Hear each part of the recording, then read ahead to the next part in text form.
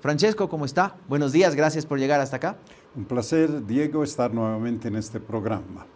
Bien, Francesco, primero, ¿es realmente el litio, diríamos, la salida para nuestro país?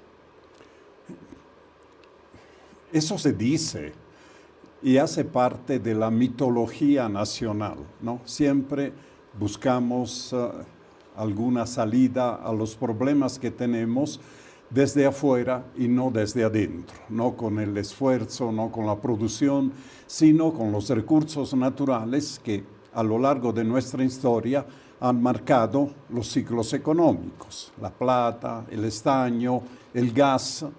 Pero si miramos hacia atrás cada uno de estos ciclos, aparte de algunas pequeñas ventajas que nos han dejado, pero no han solucionado el problema del desarrollo del país. El país sigue tan atrasado después de tener montañas de plata, de estaño y piscinas y piscinas de gas, ¿verdad? Y lo propio pasa con el litio. El litio es un recurso más y en principio hay que decir que las inversiones que lleguen al país deberían ser bienvenidas, pero no todas las inversiones van en la dirección de dar beneficios al país. Hay inversiones que explotan los recursos naturales o explotan ciertos proyectos y después dejan desolación detrás. Podemos hablar de la minería del oro, podemos hablar incluso de contratos de las hidroeléctricas. Estamos atrasados con 2 o 3 grandes proyectos de hidroeléctrica que ayudarían mucho en la crisis energética actual, a disminuir la dependencia del gas y más bien tener electricidad a través del agua que tenemos en abundancia. Pero fueron emprendimientos que realmente no han resultado. Algunas empresas, y casualmente eran chinas, ¿no?, han dejado esos proyectos y retomarlos va a ser muy complicado o se hicieron males diseños. Entonces, el concepto es que el litio sí es una potencialidad, es un recurso que nos puede ayudar en el desarrollo, pero no es la panacea. Ya en un anterior programa comparamos los ingresos que teníamos del gas, que llegaron en un año pico, digamos, un año de bonanza, a 6.000 millones de dólares en un año, con los ingresos que uno espera de la primera fase de estos proyectos, que van por los 70 millones. 6.000 millones contra 70 millones, no hay comparación. Entonces, poner todas las esperanzas en que el litio nos sacará de nuestra crisis es absurdo, es un mito. Ahora, por eso hay que hacer bien las cosas. Usted decía, no hay que satanizar todas las inversiones que llegan desde afuera, que quieren explotar los recursos naturales de Bolivia, pero existe, diríamos, una carga ideológica al momento de establecer estos vínculos, que sean con empresas, por ejemplo, que vengan de países que responden a la línea o son aliados del movimiento al socialismo? Bueno, eso es evidente y no necesito decirlo yo porque acaba de decirlo el presidente Luis Arce Catacora. En la cumbre de los países del BRICS se ha mandado un speech donde dice que nosotros vamos a entregar, ha usado estas palabras, estamos entregando los recursos del litio a países del BRICS. Yo pensé que esto no era un gobierno entreguista. Usar la palabra entregar, uno puede hacer negocios con los países del BRICS, con Estados Unidos, con Europa, con cualquiera, pero el subconsciente lo ha traicionado nuestro presidente, le está entregando y de eso se trata. Los contratos que hemos analizado en el caso chino en una anterior entrevista y que ahora podemos analizar el de Rusia, ¿por qué? Porque esta tarde va a entrar nuevamente, parece que no aprenden, ¿no?, la lección, y va a entrar a la Comisión de Economía de la Cámara de Diputados para poder aprobarlo. Y si uno piensa que lo que está haciendo está entregando los recursos naturales, yo no sé con qué cara puede después cuestionar a los países, a los gobiernos liberales, socialdemócratas que hemos tenido, centristas que hemos tenido, bajo el pretexto que entregaban o quieren entregar, porque nunca han entregado, pero quieren entregar. Cuando uno dice, estamos entregando a estos países, hay una carga ideológica. Y la carga ideológica estuvo desde el comienzo. Eso es algo que la gente tiene que conocer. Cuando se hizo la repartija con el modelo del señor García Linera, de entregar ciertos sectores al sindicato tal, o el otro a los cooperativistas mineros, el litio le tocó al partido marxista-leninista Línea China. De hecho, los que condujeron el proyecto hasta el 2020 fueron de esa línea y los resultados han sido desastrosos. Es decir, fueron poco pragmáticos en el tema litio. Mucha ideología y poca realidad. Eso se necesita ser realista, ¿no? Pragmático. Pero por lo menos si uno no es entendido en el tema, hacerse asesorar para poder hacer las cosas bien. Y simultáneamente se presentaron, se aprobaron una serie de normas que yo las defino como una camisa de fuerza. La camisa de fuerza, no se dieron cuenta que estaban construyendo, fabricando una camisa de fuerza para los gobiernos que podían venir, liberales, que no eran de su línea, pero la camisa de fuerza tuvieron que ponérsela ellos. Y en este momento una de las camisas de fuerza es la ley de minería, la ley del litio, que prohíbe hacer asociaciones accidentales para el carbonato de litio, para producir carbonato de litio. Dice claramente la ley de minería que hay que esta fase de industrialización o de preindustrialización tiene que ser llevada 100% por yacimiento de litio boliviano. Y nos presentan un proyecto donde lo primero que nos muestran una asociación accidental entre yacimiento del litio bolivianos, yacimientos del litio boliviano y Uranium One Group, ¿no? Es decir, va contra la ley de minería. Va absolutamente contra la ley y eso parece que no les importa. Es la camisa de fuerza que se han puesto. Y la otra camisa de fuerza está en la Constitución, que cualquier sociedad accidental, el Estado debe tener el 51%. Para justificar eso, sin ninguna evaluación objetiva, dicen nosotros estamos poniendo 51, ellos 49. Pero, ¿qué significa eso? Significa que nos asociamos para construir una planta, la planta de carbonato de litio. Ellos ponen todo el dinero, $1.000 millones aproximadamente, construye la planta. Nosotros, ¿qué ponemos? Yacimientos del litio boliviano, pone las salmueras, pone los datos, los estudios que había hecho hasta ahora. Bueno, ¿quién evalúa eso? ¿Es realmente el 51%? Yo creo que simplemente lo han puesto 51-49 para cumplir con la Constitución. Si la Constitución no decía eso, tal vez tenían 20 y 80. ¿no? Entonces, propone que debería haber una modificación a la Constitución, muchos plantean que se promulgue justamente una ley de recursos evaporíticos para que el tema litio no forme parte de la ley de minería, sino tenga su propia, diríamos, legislación, su propio marco normativo.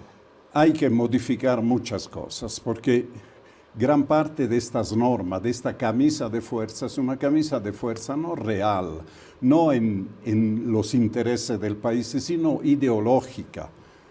Es pensando que un gobierno opuesto a ellos en algún momento va a llegar y ahí no va a tener posibilidad de moverse, como una camisa de fuerza que no te deja moverte.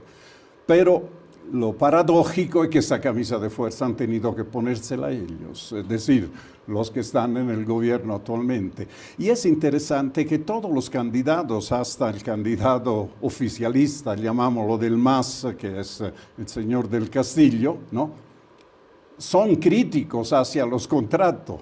Pero no puede ser de otra manera, que hay que revisarlos, que hay que cambiar algunas normas, etc. Nadie quiere cargar con el bulto de estos contratos, porque son malos y no son beneficiosos para el país. Lo vimos en el caso de los chinos, lo analizamos a fondo, y peor en el caso del contrato ruso, porque es un contrato mucho más opaco, donde se dicen pocas cosas. Se dice, hacemos una asociación occidental que va a durar 30 años, vamos a producir 14.000 toneladas y vamos a hacer... Y todo lo demás, cómo va a ser la operación, cómo va a ser la comercialización, se va a hacer la conciliación de cuentas, ¿no?, porque hay que pagar para la operación. Eso no se dice. Se dice, se harán contratos específicos. En otras palabras, conoces el juego de Matrioska, ¿no? Sí. Se ha usado esta imagen, esta metáfora. Lo que nos muestra en la Matrioska grande, que es el contrato de asociación accidental, que es ilegal. Uno lee la ley y es ilegal, no hay por dónde perderse, le dan vuelta, etc. Bueno, dejemos de lado la legalidad, pero ahí está. Entonces, dentro de esta matrioska, uno la abre, hay otra matrioska más pequeña que es el contrato de operación, para decir cómo se va a operar, cuánto se le va a pagar.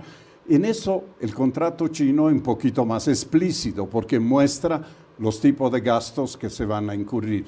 Pero además dentro de esta matrioska hay otro todavía que es el contrato de comercialización. Se dice simplemente que va a tener preferencia la empresa rusa, Uranium One Group, para comprar toda la producción y que el precio será el precio internacional. Pero otra vez, aquí vamos a estar con el mismo problema del contrato chino, con la agravante de que no está claro quién va a pagar el transporte hasta Rusia, quién paga los gastos de exportación y si hay beneficios para el país. Los de la empresa Yacimiento de Litio Boliviano salen a la prensa diciendo el país se queda con el 70% de las utilidades. Pero la respuesta es clara, si las utilidades son cero, el 70% de cero es cero. Y si las utilidades son 1.000.000, el 70% son 700.000. Y todo ese negocio, por esos montos, vamos a hacer. Debe haber mayor claridad, mayor transparencia. Todo se está haciendo a la mala, porque en la comisión hay una mayoría aparentemente de diputados zarcistas, entonces levantan la mano, ¿no?, y uno que otro de la oposición que o por convencimiento o por otras razones va a votar a favor. Pero una vez que se apruebe en la comisión, no es garantía que se apruebe, porque tiene que pasar al plenario. Diputados ya tienen un problema. Lo que pasó con el contrato de CBC. De CBC la anterior semana. Pasó a la plenaria y dentro del bochorno que hubo, pero no se logró aprobarlo. Y tú dijiste bien al comienzo, aún aprobando, convenciendo, entre comillas, ¿no?, como sea, con QR, dicen ahora, ya no se hace con maletines, algunos diputados apoyarlo, es muy difícil que pasen senadores. Y además hay un argumento de fondo, Diego, ya es un gobierno que ya está de salida, que no tiene solución al problema de los hidrocarburos, de los combustibles, no tiene solución al tema del dólar, de la inflación ya se ha comido todo el monto que estaba previsto para el año. ¿A qué santo uno dice tienen tanto interés en apoyar? Puede ser ideológico, puede ser un compromiso moral que tienen hasta estas empresas, o puede ser por otras razones más, mostrar hasta aquí llegamos, así ha dicho el ministro, ¿verdad? Hasta aquí llegamos significa hemos hecho todo lo posible, disculpen, esos contratos no van. Es una excusa para salirse del paso. Claro, y tomando en cuenta además que hay varios legisladores actuales que están en ambas cámaras, que son candidatos de otras fuerzas políticas, que aspiran a ocupar nuevamente una banca y que no van a permitir, porque claro, los candidatos a la presidencia han dicho claramente que no están de acuerdo, que eso lo tocarían en su gobierno. A propósito de los candidatos a la presidencia, usted los escuchó en el tema litio, por ejemplo, Manfred decía una venta anticipada de litio de 10.000 millones de dólares. Bueno, dejemos de lado esta propuesta que sale, ¿no?, del carril normal. En general, los candidatos quieren reconducir la política del litio, tiene que pasarse primero por una estrategia nacional del litio, hay que pasar por una ley del litio, consecuencia de esta estrategia, y después ver qué se puede hacer, cuál es la manera,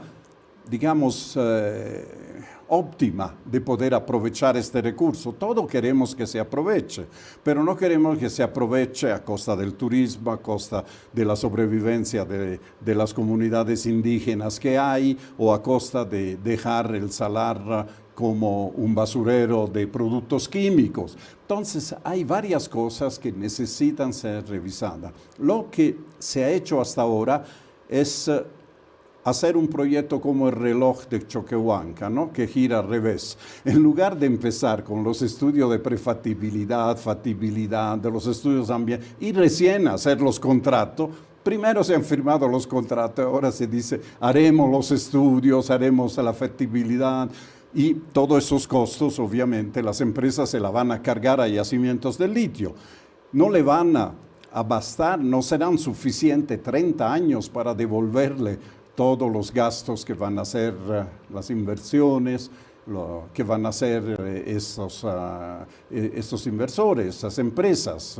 Entonces, estamos realmente hipotecando una riqueza porque no vamos a obtener beneficios, pero sí vamos a tener una deuda, ¿sí?, y un costo elevadísimo, porque con los precios actuales del litio, ni siquiera el salar de Atacama, que es el mejor del mundo en cuanto a productividad, ¿no?, podría aguantar si los precios siguen bajando. Algunos expertos señalaban que de repente deberíamos volver a mirar a la minería, ¿no?, a este tema de la explotación de las tierras raras, recuperar, diríamos, el origen boliviano de un país minero, porque aparentemente el carro del litio ya está pasando. Bueno, digamos que el litio en el fondo es minería también, es extracción de un recurso de la tierra. Nos han puesto el mito que el litio es energía, nada que ver. El litio es un componente de las baterías que evidentemente almacenan energía, pero no es que produce energía el litio. Bueno, por lo menos mientras no vamos en el campo nuclear, ahí sí puede ser, pero quedémonos en el campo minero, es minería. Y tienes razón, el país es todavía muy rico en minería, pero no están dadas las condiciones. La ley de minería ha cortado un poco el interés de los inversionistas para poder invertir. Si uno tiene una familia, tiene una mina, no la puede heredar los hijos, porque a eso se ha llegado, entonces ¿para qué voy a hacer eso? Tengo que hacer una sociedad, gastar más dinero, complicarme burocráticamente. Siempre hay manera de dar vuelta a las leyes. Y el tema de las tierras raras, a la cual mencionaba, ahí se trata de otro tema en minería que es fundamental y que ha sido descuidado, la investigación, ¿no? Hay que buscar, hay que hacer exploración, lo mismo que decimos siempre de los hidrocarburos. Sin exploración, ¿cómo vamos a explotar nuestras riquezas? Tenemos que saber qué tierras raras tenemos, dónde las tenemos, en qué cantidad, si son comerciables, antes de decir que vengan los BRICS y les vamos a entregar las tierras raras, como hemos escuchado esos días. Entonces, hay que cambiar de chip realmente. bienvenida las inversiones, pero tienen que ser dentro de una estrategia clara, nacional, realista, pragmática, como decía, y con conocimiento de causa. Porque si no tenemos buena información sobre nuestros potenciales, mal podemos negociar. ¿Qué vamos a negociar? Los otros siempre tienen mejores informaciones que nosotros, seguramente, y no falta quien se la pase, se la venda o se la proporcione. Francesco, ha sido un placer conversar con usted esta mañana, estos minutos, para, con su conocimiento, entender un poco cuáles las preocupaciones que deberíamos tener respecto a este tema del litio y cómo se pretende, ya al epílogo de este gobierno, justamente introducir estos dos contratos. Sí, mi llamado a la Cámara de Diputados sería: no compliquen más este problema. No hagan que la gente piense mal de los diputados que a pocos meses quieren monetizar su tiempo. No, déjenlo para el próximo gobierno, para que el próximo gobierno ya lo retome con una estrategia mucho más clara y transparente. Muchas gracias, Francesco. Un placer. Estuvo con nosotros Francesco Zarati, físico, docente e investigador, a propósito del tema del litio.